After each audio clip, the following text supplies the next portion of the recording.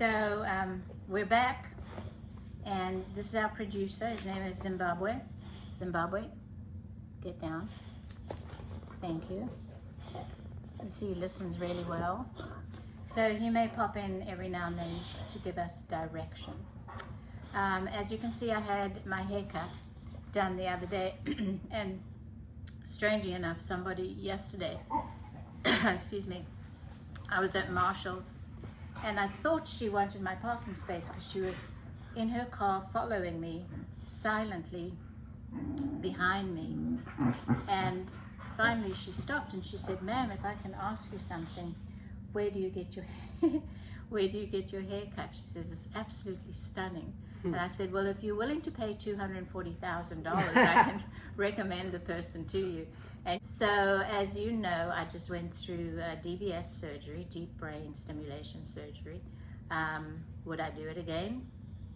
Absolutely. Have I seen immediate effects?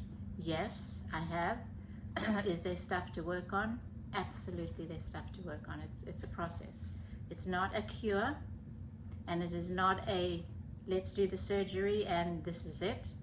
It's going to take me 6 months to calibrate these electrodes, which are pinpointed in precise accuracy as to what the target is that you want to work on. So for me, it's about my tremors, which doesn't just take care of the tremors because there's side effects to our medication. So if we can eliminate some of the medication, we can then eliminate the side effects. We're not looking at eliminating the side effects with this process. It's more you want to get rid of most of your medication, which causes the side effects. Right. Yeah. But I want people to remember this is my case, and does not necessarily mean my case is going to be the same for you when you have your DBS hopefully done. Yeah. Okay. Well, you know, we do have people who follow your story, and we don't talk about what we're going to talk about beforehand. Yeah. So my sister said, first of all, how is Margaret doing? Margaret is actually doing extremely well. Realize it's a work in progress. Mm-hmm. If you go into this and think that you'll come out and it'll be utopia, it's not going to be.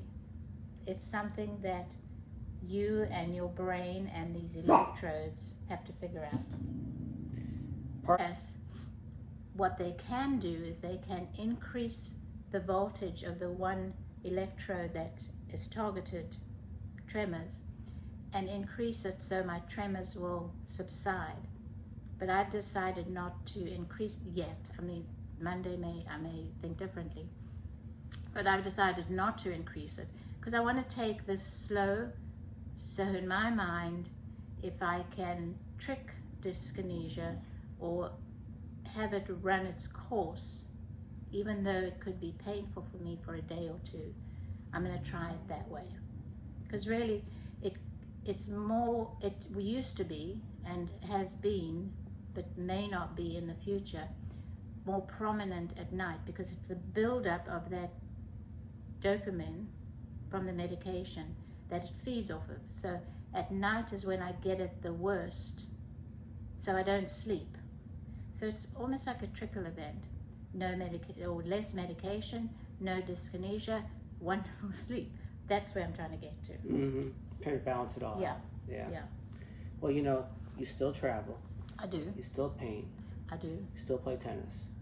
Yes. You still take foreign language. Yes. So what was the change that finally spurred you to go ahead and say, it's time for DBS?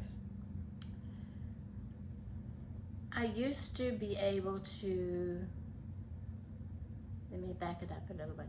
If a symptom started rearing its head, I used to find ways naturally to take care of it or use that particular thing that let me say, running.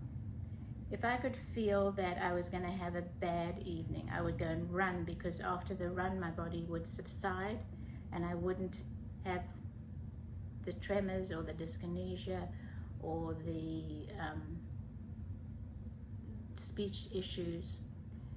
So I used those natural elements to help me get through it. But when it started affecting my everyday life, like I couldn't get a fork to my mouth, so I was not getting the nutrients. I was losing weight because I wasn't eating, because I wouldn't eat because it was hard to eat. I couldn't get food to my mouth.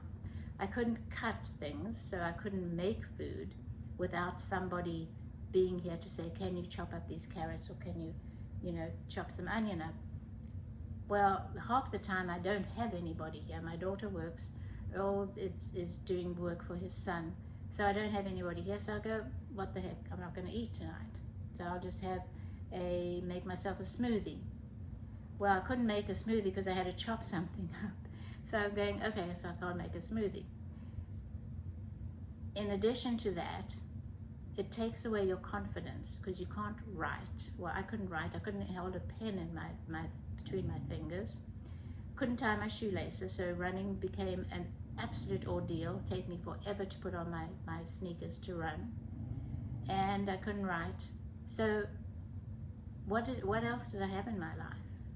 It was difficult, what you take for granted every day that you do, because you do these things every day, hundreds of times a day, and I wasn't able to do that. And then my appointment with my neurologist, because it came on fast for 8 years, I was able to manage it and live quite well.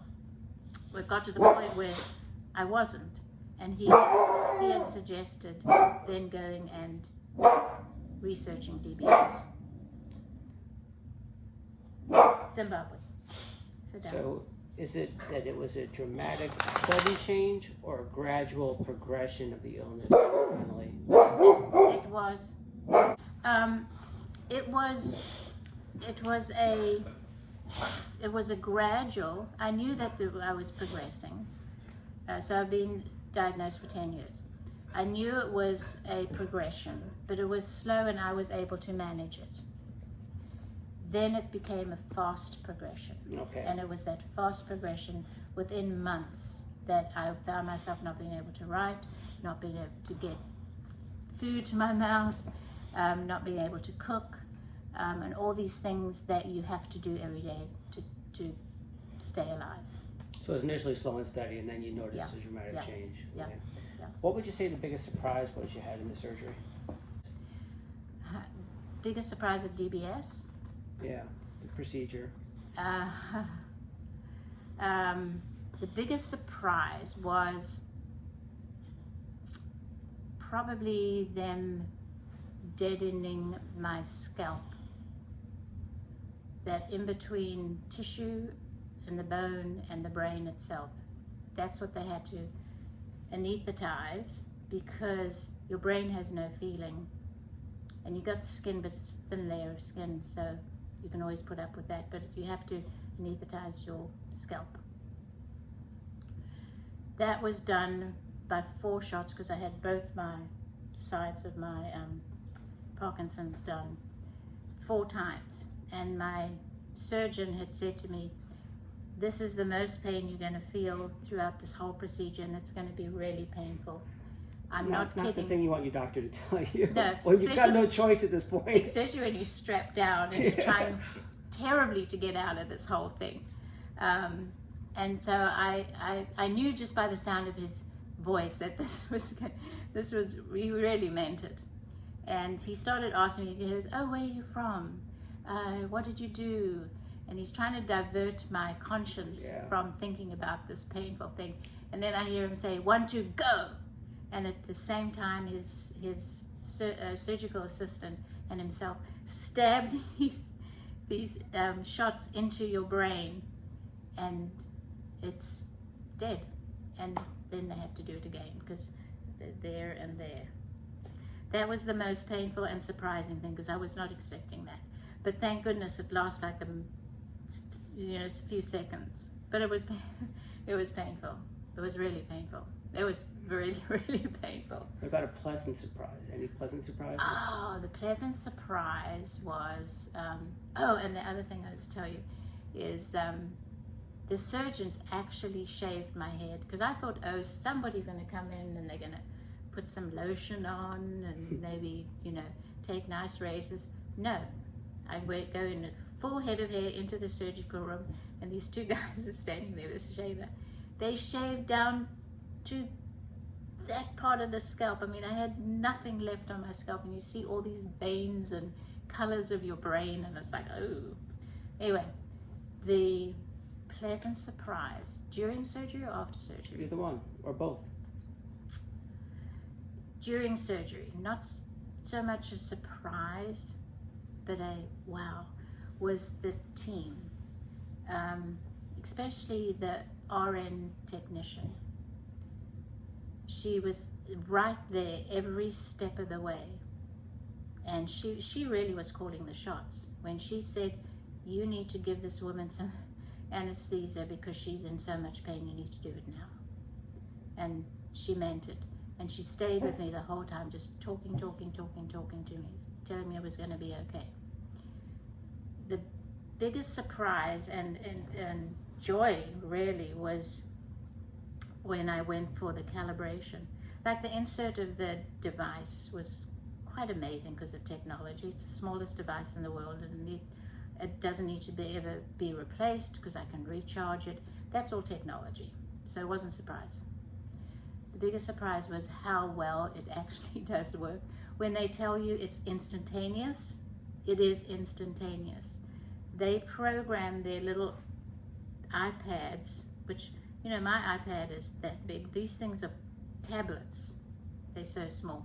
But they've got all these gadgets on them that they increase, decrease, what could be side effects to what is the difference between the voltage of the electrodes that are being hooked up, is that they would say, okay, let's see, and I'd be going like this, and my foot would be stamping like this, and they do something on that machine, and then suddenly you're dead still. And they say, hold out your hand, and it's dead still. And then they switch the thing on, your hand goes like that. It's absolutely amazing what they do, and this is inside your head. And how do they get this electrode from there all the way down, because you can feel it, all the way down to this little battery pack on my chest without an incision other than these where they put the devices? Well, it's all done with a robot.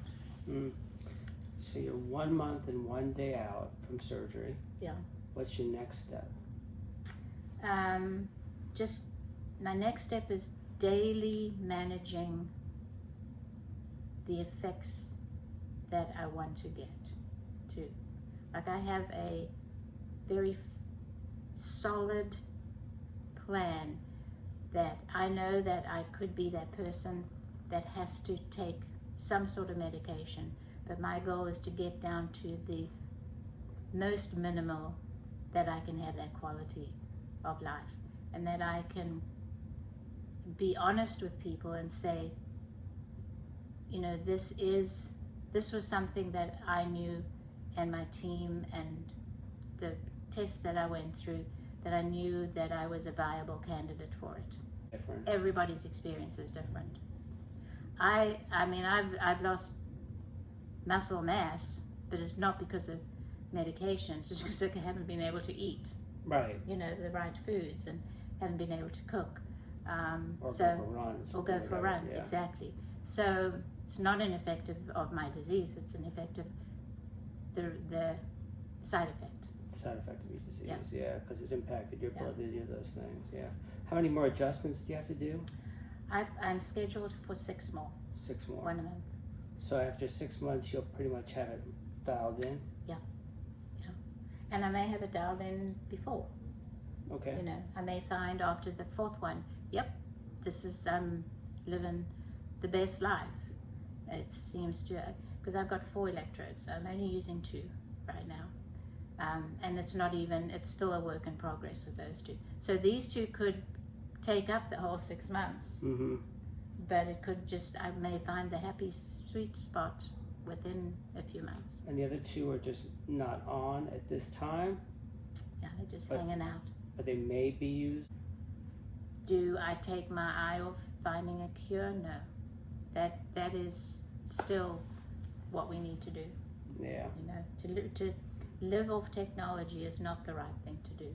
To find a cure is the right thing to do. Yeah. But until then. But until then, and look, I don't want to say that we have a worse life than a diabetic or a worse life than somebody's got cancer. No, all these things are much the same in the travesty of them affecting your life.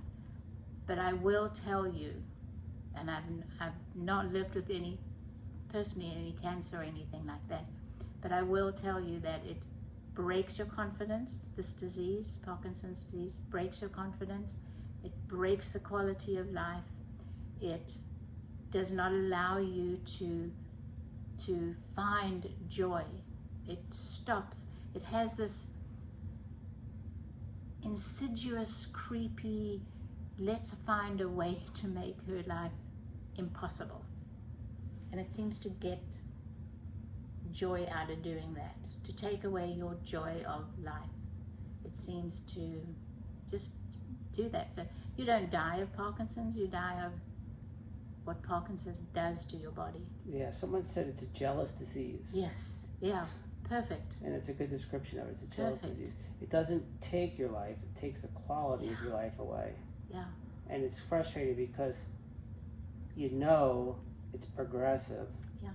So, like every day that you wake up is the best day you're going to have going forward. Yeah. And when you have a rough day, which I have sometimes, knowing there's more, that it's going to be worse, it could be depressing. Uh-huh. Yeah. Yeah. Yeah. I know it's part of the disease too, is the psychological part, you know, the depression, the anxiety. I have had bad anxiety. I've had panic attacks. And what's frustrating, and we've talked about this, is you have a panic attack for no reason. Yeah. I mean, like, It's you're so just cruel. you're sitting in the kitchen or sitting at home watching TV, and all of a sudden your heart starts racing. Yeah. You start sweating. You get cold chills, and you're like, "What the hell am I anxious about?" Yeah. And you can't willpower it away. No. It's an actual part of the damn disease. Yeah. It does. It's very, very jealous disease. Yeah. It certainly robs you of. But you know, people are very resilient, and I always tell people that, yeah, it sucks, really sucks. Can't do anything about it, other than what you can do for that day, and it's different every single day because there's such a broad variety of symptoms that one day you may have bad tremors, the next day the tremors may not be so bad, but your anxiety is bad, and the next day maybe your walking is bad. So you never know what you're going to wake up to. And to figure that out every day is a hard job to do, and it's so easy to give up. But then I also have found that I have had the most joy having this disease. I know that sounds bizarre, but I have definitely had the most joy because I think I make the best out of every day. Yeah, there's a carpe diem kind of thing. Yeah. Like, I've got to do this while I can because God knows if I'll be able to. Yeah. Yeah, It's a sick kind of joy, I know, but I guess because it's fed my curiosity, and I'm in awe of something that is so good at what it does that I want to outsmart it every day, and I get a kick out of that. But then when I can't sleep, those are probably the hardest times of my day, is when you just can't sleep, you can't read, you can't watch television, you can't do anything but pace and pace and pace and pace until your body is just so exhausted that you fall asleep, and you fall asleep for 2 hours, and then you're back at this damn thing. So yeah. Well, hopefully the sleep will improve as your dyskinesia improves and your medicine drops off. it was funny, I went into and it was really right after the surgery, I went into this very dark place of I felt I had left my job. I felt that I had lost my job, actually, and that what was I to do now? Because somebody else was doing, or something else, technology is not somebody, it's something. Something had taken over my job, and I had felt that I had pretty much given up. And what was I to tell people, and how was I going to live? How was I going to live? Because I wouldn't have to wake up every morning and go, okay, I'm going to go and run, or I'm going to go and play some tennis, or I'm going to not eat any protein today, or I'm not going to do this, which always helps some of my symptoms. Now I have something that's going to take care of that. It was almost like I had abandoned my job. Yeah, so much of your life becomes the job of managing the disease. Yes. That when that takes off your plate, even though it's a good thing, you kind of like, Yeah. wait, what am I doing? I know. It was. What if I didn't have to think about Parkinson's today? It's it's those stupid things we take for granted that are on. You think they're stupid, like yeah, I'm not going to cut those onions today. What happens if you can't do that, and you really want to eat? It's those little things that are huge things in the quality of your life. Yeah, being able to eat is an important thing. Yeah. Yeah. So, great adventure. I mean, truly great adventure. Yeah, $240,000 haircut. Yeah. She looked at me nice. I said, oh ma'am, I just had surgery, and I sort of bent my head like this, and she then goes, oh, bless you ma'am. So I said, thank you. But, yeah. It's growing back quick. It looks good. Yeah, thank you. Yeah, I may keep it short. I don't know, not this short. No, I have to see, make sure it grows over these scars. They actually look like devils. I'm going to get devil's horns.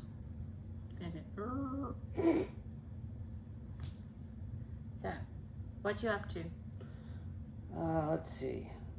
Same stuff, different day. Just Painting.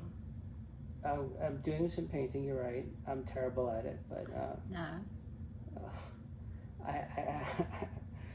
I started off at 0. So considering I was at 0, I've done well. But I'm doing some painting, doing my pottery, doing my exercises, doing my mental health stuff. My journaling, meditating, just trying to stay ahead of this disease.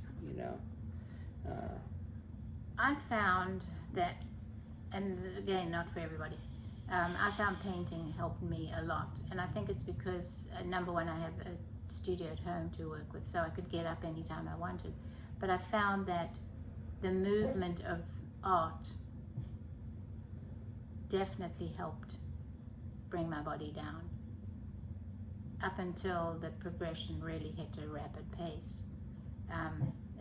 Then it became a little bit uncomfortable, but not to the place where I would have to stop. It slowed me down, but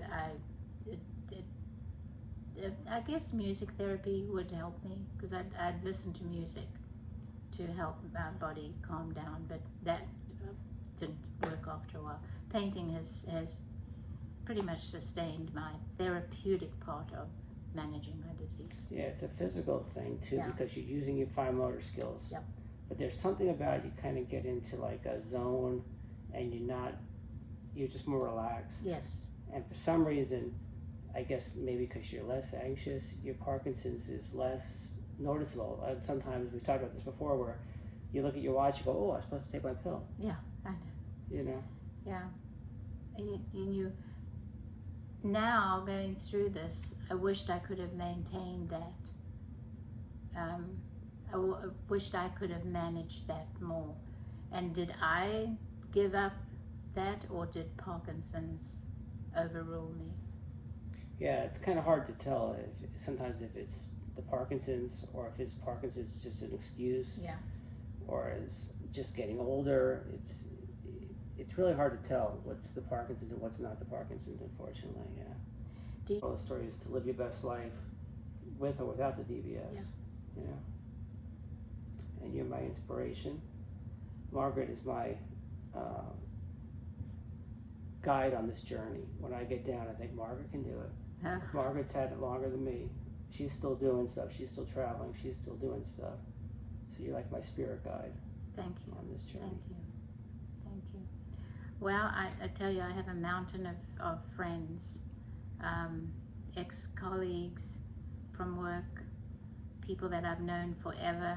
I mean, people that I knew as a child are coming forward and giving me their well wishes, and also mentioning that their husband or they or somebody has got Parkinson's. So it's great to be able to reach out to these people, Yeah. you know, and answer questions, because we may not have the answer, but we can actually push them to find the answer, or we can, you know, give them hope.